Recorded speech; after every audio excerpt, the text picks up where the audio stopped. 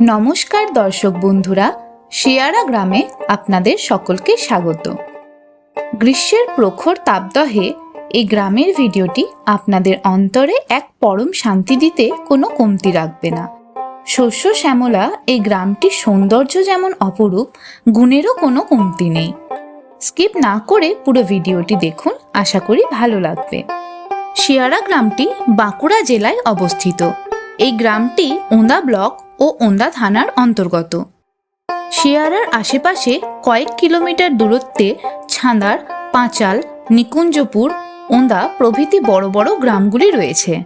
এছাড়াও আশেপাশে প্রচুর ছোট গ্রাম রয়েছে। শিয়ারা গ্রামটি সম্পূর্ণ ঘুরে দেখতে আমাদের সহায়তা করেছেন অশোক ঘোষ মহাশয় এবং তার সম্পূর্ণ পরিবার। ওনাদের কাছে আমরা কৃতজ্ঞ। এই ধানটি প্রথমে জল দিয়ে কড়াইয়ে সিদ্ধ করা হয়। সিদ্ধ করার পর ধানটি রোদে মেলে দেওয়া হয়। মেলে 2 দিন লাগে শুকনো করতে। শুকনো করার পর মেশিনে ধানটি ভানানো হয়। একধারে কুড়ো হয়ে যায় আর একধারে চাল পড়ে যায়। আচ্ছা, তো এটা একবার সেদ্ধ করা শুধু? দুবার করতে হয়। দুবার করতে হয়? 2 দিন সিদ্ধ করতে হয়। আচ্ছা, মানে একদিন চাল সিদ্ধ করে এই যে ডাব্বাগুলো আছে, ডাব্বাগুলো ভিজানো হয় জল দিয়ে। তারপর দিনে সিদ্ধ করে রোদে মেলে দেওয়া হয়। আচ্ছা, তারপর চাল হয়ে যাওয়ার পরে, ভানানোর পরে তারপর কি আরেকবার সেদ্ধ করতে হয়? না ওই ধান অবস্থাতেই দুবার করতে হয়? হ্যাঁ, ধান অবস্থায় দুবার সিদ্ধ করতে হয়। কি ধান আছে এটা? এটা স্বর্ণ ধান। স্বর্ণ ধান। আচ্ছা, ঠিক আছে, ধন্যবাদ।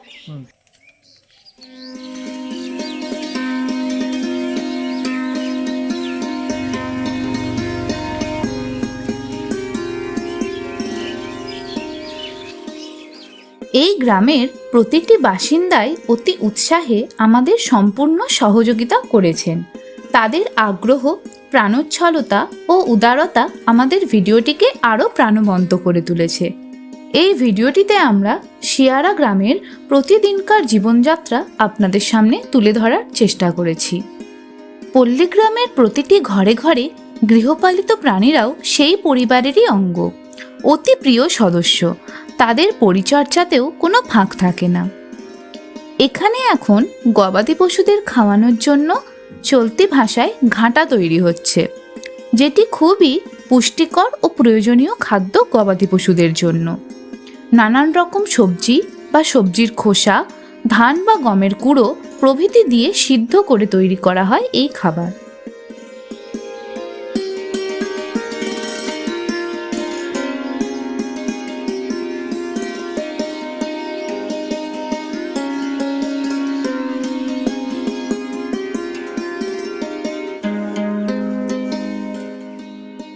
অনেকেরই তাদের ছেলেবেলার মধুর দিনগুলির কথা মনে পড়ে গেল, তাই তো?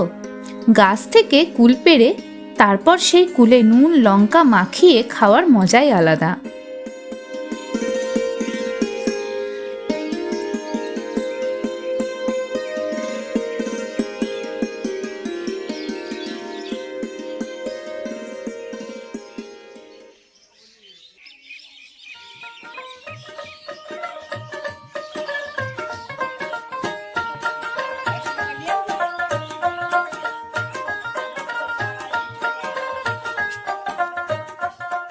এটি গ্রামের একমাত্র মুদির দোকান, যেখানে রোজকার প্রয়োজনীয় মোটামুটি সব জিনিসই পাওয়া যায়।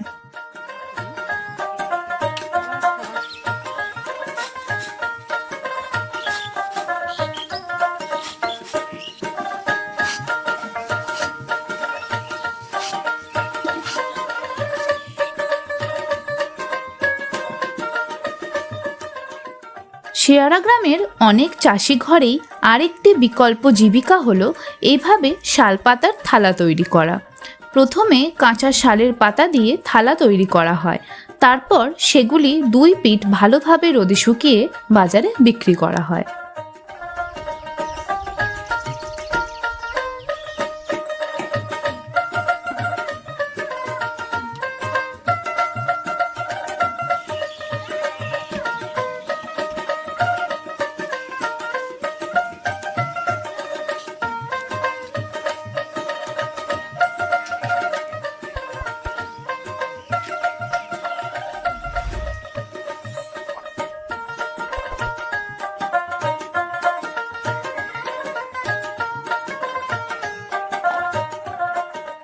এটি গ্রামের আটচালা, আর তার ঠিক পিছনেই রয়েছে মা মনসার মন্দির।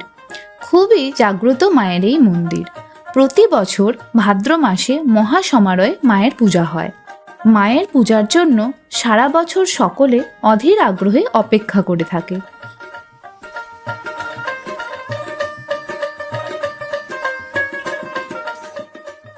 সকাল গড়িয়ে এখন বেলা, ঘরে ঘরে এখন দ্রব্যপ্রহরের রান্না চলছে। মাটির উনুনে কাঠের আছে সুস্বাদু রান্না।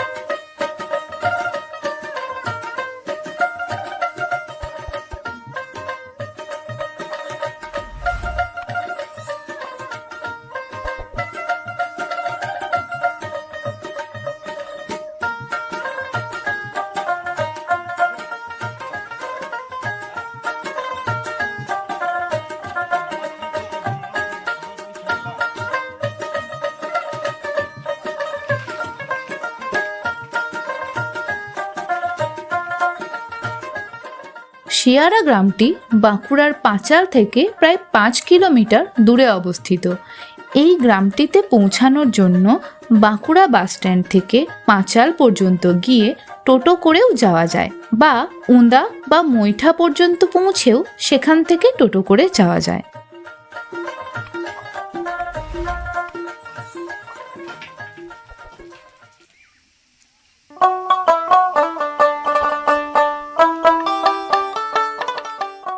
এই খড়ের পালুইগুলি প্রমাণ দিচ্ছে যে প্রকৃতি মায়ের আশীর্বাদের হাত এই গ্রামের ওপর রয়েছে, আর চিরকাল যেন তাই থাকে।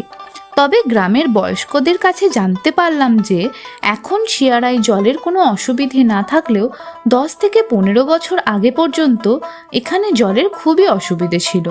গ্রীষ্মে জলাশয়গুলিও শুকিয়ে যেত।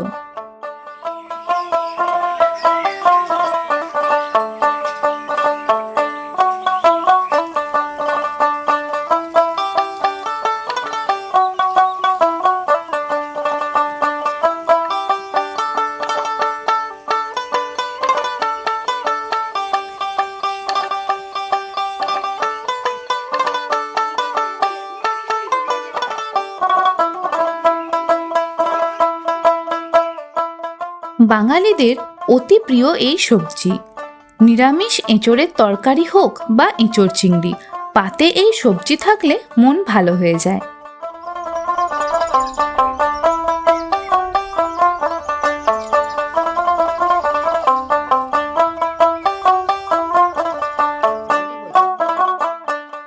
গ্রাম বাংলায় ঘুরতে আসবো আর ঘরের উঠোনে ধানের মড়াই থাকবে না, তা কি হয়?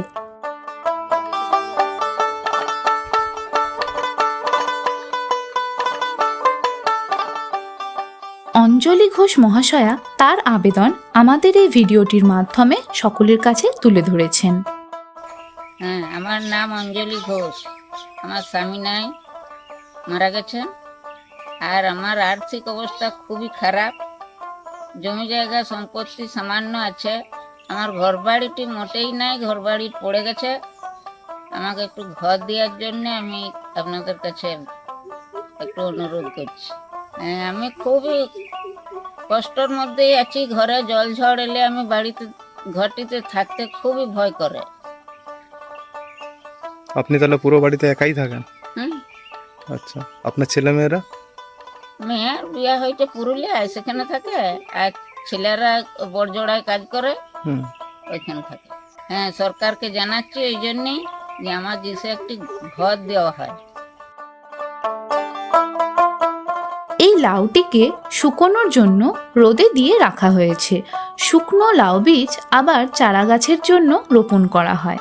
তারপর সেই চারা গাছগুলি ধীরে ধীরে বেড়ে উঠে পুরো ক্ষেত জুড়ে ছড়িয়ে পড়বে। তারপর সেই গাছে ফুল আসবে, ফল ধরবে।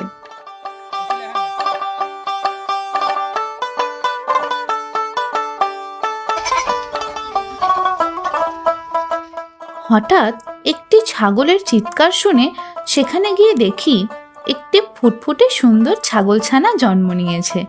সদ্যজাত শিশুটির এখন পরিচর্যা চলছে। খুবই আনন্দের মুহূর্ত। ঘরে নতুন সদস্যের আগমন হলো যে।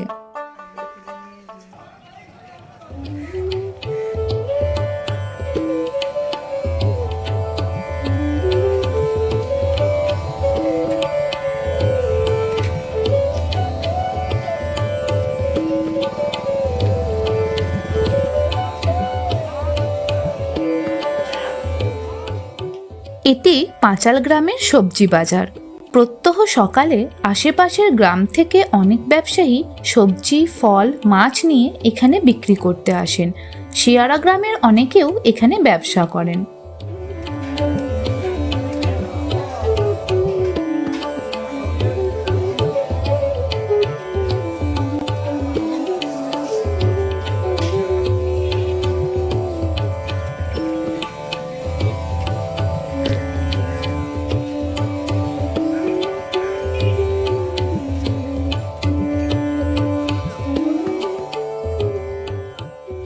গ্রামে সকল বাসিন্দাদের মধ্যেই এক মধুর আত্মীয়তা চোখে পড়ে। একে অপরের সুখ দুঃখে পাশে থাকে, সর্বদা সহযোগিতার হাত বাড়িয়ে দেয়। এই আত্মীয়তা বোধহয় শহরে তেমন দেখা যায় না।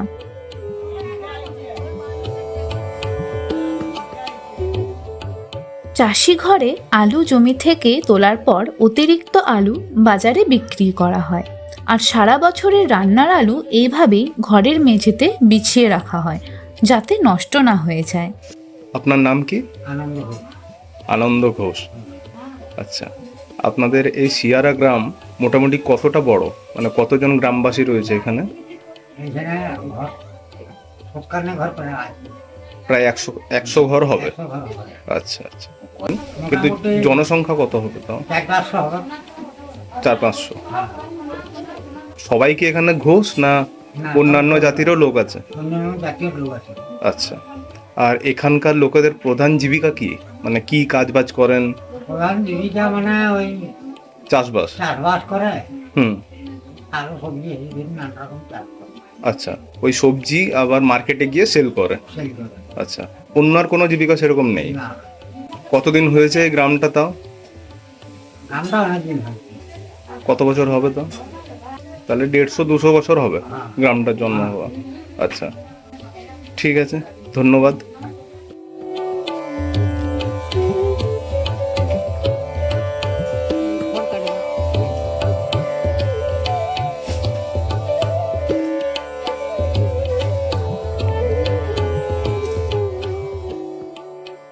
গ্রামের মানুষেরা অত্যন্ত পরিশ্রমী।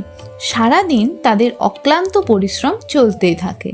তবে একটা জিনিস লক্ষ্য করেছি, বেশিরভাগ গ্রামের তরুণ যুবকেরা রোজগারের চাহিদায় শহরে চলে যাচ্ছে, আর তাই যত দিন যাচ্ছে চাষের কাজে শ্রমিকের কমতিও চোখে পড়ছে।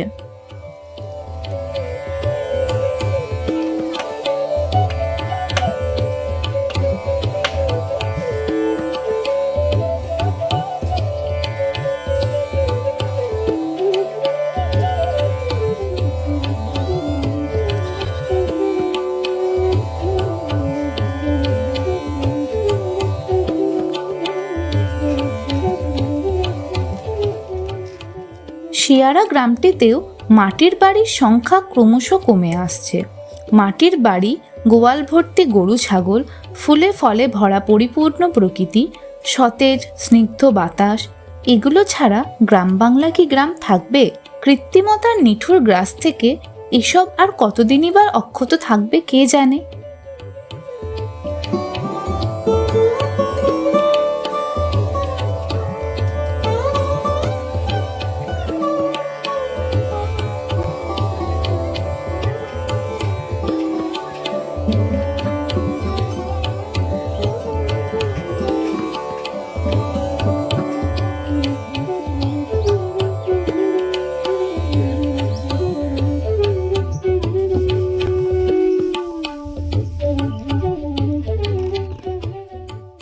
দুপুর গড়িয়ে এখন বিকেল।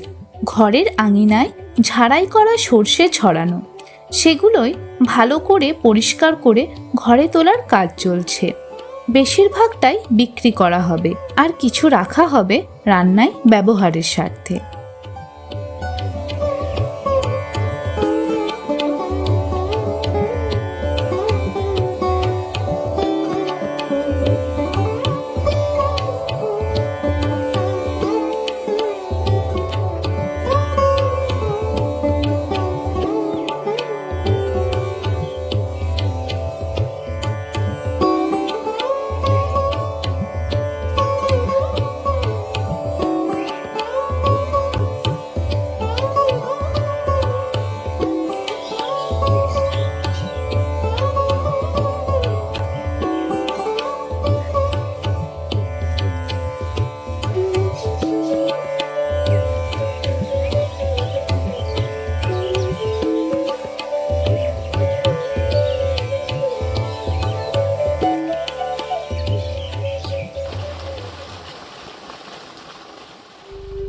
এটি অনেকেই হয়তো গ্রামে দেখেছেন। স্থানীয় ভাষায় একে স্যালো বলা হয়।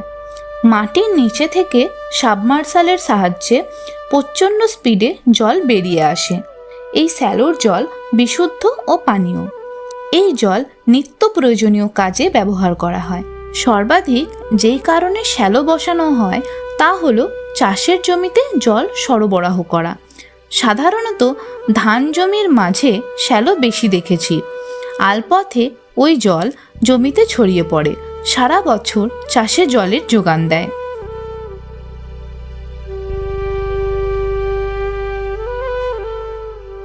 আমরা চলে এসেছি চাষের ক্ষেতে। ক্ষেতের পাশে চোখে পড়ল ফুলে পরিপূর্ণ এই পলাশ গাছটি। কি অপরূপ দেখতে! প্রকৃতির থেকে বড় শিল্পী আর কেউ নেই। জাদুর তুলির টানে রাঙিয়ে দিয়েছে পলাশ গাছটিকে।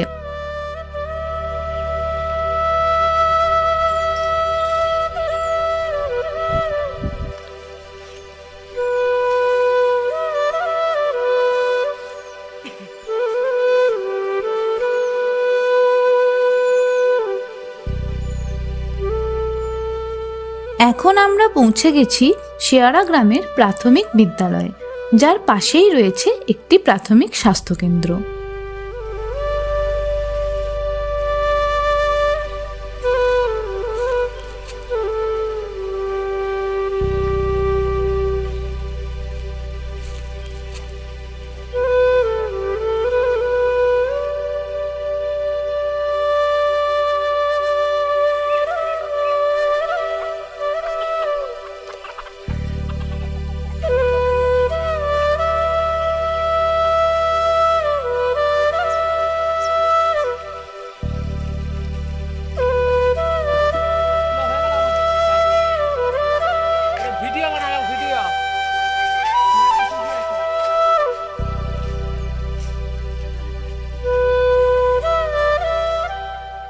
আপনাদের আগেই বললাম শেয়ারা গ্রামে আগে জলের খুব অসুবিধে ছিল।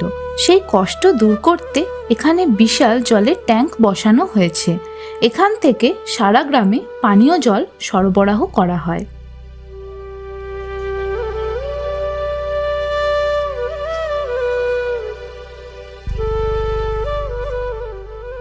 এখন আপনাদের ঘুরে দেখাবো শেয়ারা গ্রামের কিছু সবজির ক্ষেত। কিছুক্ষণ এই শস্য শ্যামলা ক্ষেতগুলিকে দেখে চোখ জুড়িয়ে নিন। সে এক অপরূপ নৈসর্গিক সৌন্দর্য। ভাষায় প্রকাশ করার চেষ্টা করলেও এই পরম শান্তি শুধু অনুভবই করা যায়। চলুন আমাদের চাষি ভাইদের কাছ থেকেই তাদের কাজ সম্পর্কে কিছু জেনে নিই। হ্যাঁ বলুন, এটা কি করা হচ্ছে? এটা পটল বাড়ির মাচা তৈরি। আচ্ছা, তো এটা কি নাইলন সুতো দিয়ে করা হচ্ছে? নাইলন তার আর এমনি নিচে গাছ তো মনে হয় লাগানো হয়ে গেছে না? গায়ে লাগানো হয়ে গেছে। খাড়ি দিয়ে তুলো হবে। কতদিন টাইম লাগে তাও এগুলো বড় হতে? 30 দিন লাগবে। 30 দিন, মোটামুটি 1 মাসের মধ্যে এক মাসের মতো ফল চলে আসবে। ফল চলে আসবে। পটল গ্রীষ্মের একটি অন্যতম প্রধান সবজি। ছোট ছোট লতানো চারা গাছগুলি এইভাবেই মাচার ওপর পুরোপুরি ছড়িয়ে পড়ে। তারপর তাতে সাদা ফুল ফোটে ও ফল ধরে।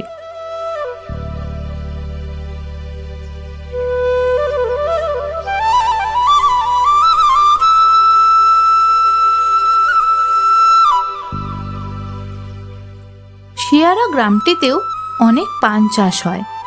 এগুলো সব বাংলা পান। পানের বরজকে খুব পবিত্র মানা হয়, জুতো পরেও প্রবেশ নিষেধ।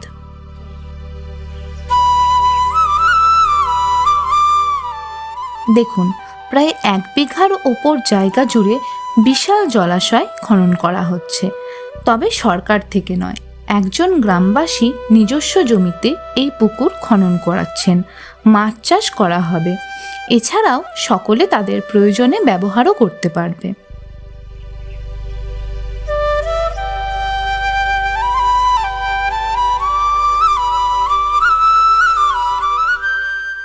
এটা জমিতে কি করছেন? এটা পাট করা হচ্ছে, পেঁয়াজ বাড়ি। আচ্ছা, এটা করলে কি হবে? এটা করলে পাট করলে পেঁয়াজটা ভালো হবে। আচ্ছা, মানে মাটিটা নরম করা হচ্ছে আলাদা। মাটিটা নরম করা হচ্ছে, ঘাস হবে না। আচ্ছা, আগাছাগুলো সব ফেলে দেওয়া হ্যাঁ, হচ্ছে। আগাছা ঘাসগুলো সব ফেলে দেওয়া হচ্ছে। এই পেঁয়াজের কোনো নাম আছে আলাদা? না, এমনি ঘোড়া পেঁয়াজ ছাড়া অন্য কিছু নাম নাই। হ্যাঁ, সুপসাগর। সুখসাগর। হুম। আচ্ছা, ঠিক আছে। মোটামুটি পেঁয়াজটা হতে তাও কতদিন টাইম লাগবে? এই চৈত্র মাসে উঠে যাবে। চৈত্র মাসে? হ্যাঁ। না, লাগানো হয়েছে কখন এটা? পৌষ মাসে। আচ্ছা, ঠিক আছে, ঠিক আছে, ধন্যবাদ।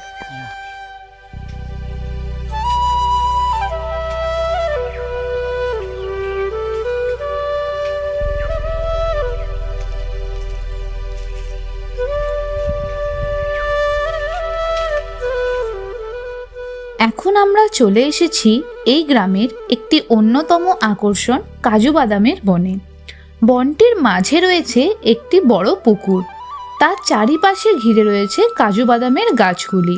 আমরা যে সময় ভিডিওটি করেছি তখন গাছে শুধু ফুলই এসেছে, ফল ধরে পাকতে সময় লাগবে জ্যৈষ্ঠ মাস পর্যন্ত।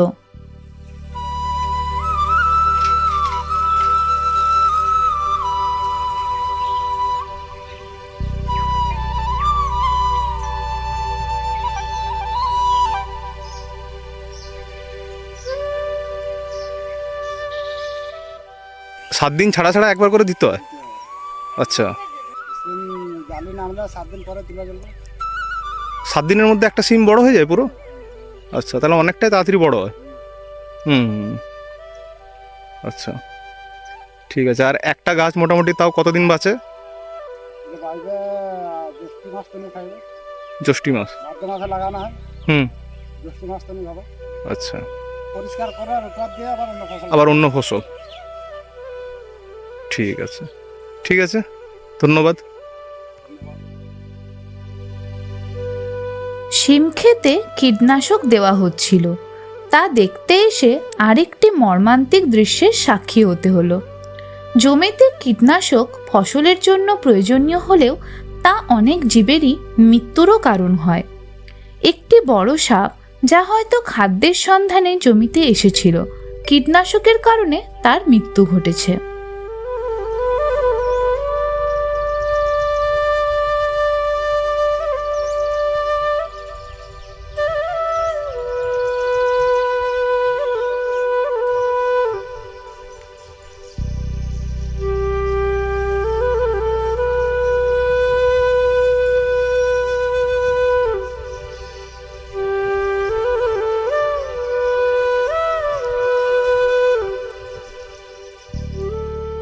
এটি গ্রামের বিশাল বড় ফুটবলের মাঠ, চারিদিকে গাছপালায় ঘেরা সুন্দর একটি খেলার মাঠ।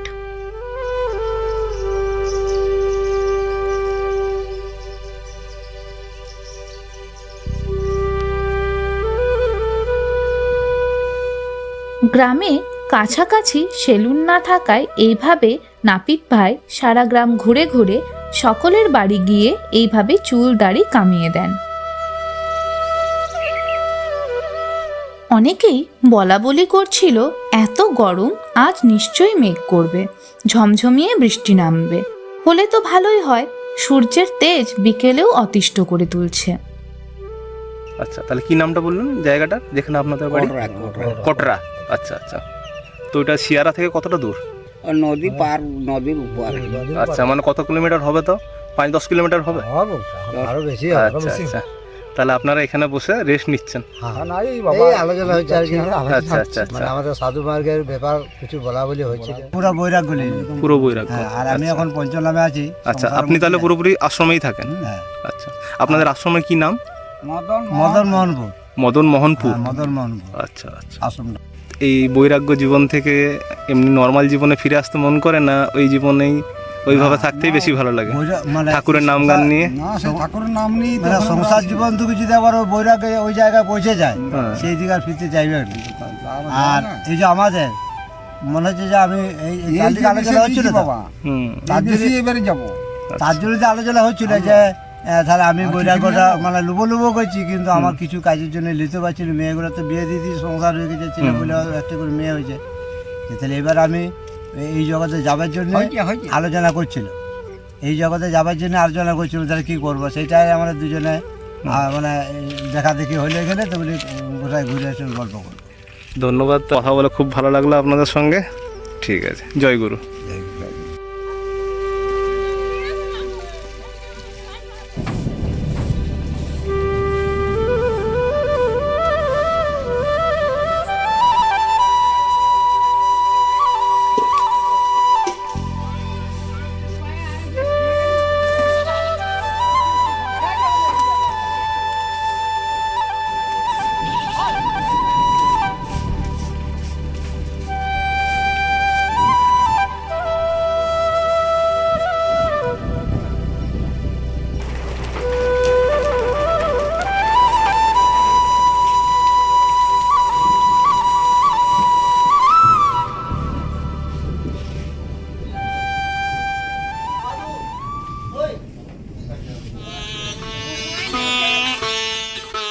যেমন সকলে আশা করেছিল ঠিক তাই ঘটল।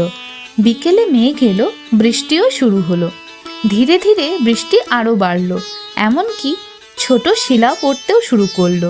1 ঘন্টার বৃষ্টিতেও সম্পূর্ণ আবহাওয়া পরিবর্তন হয়ে গেল।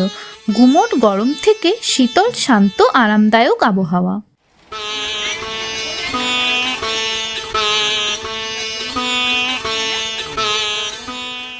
এটি ওন্দা কৃষক বাজার। এখানে চাষিরা তাদের ফসল এনে বিক্রি করেন, তারপর তা বিভিন্ন জায়গায় শহরাঞ্চলে বিক্রি করা হয়।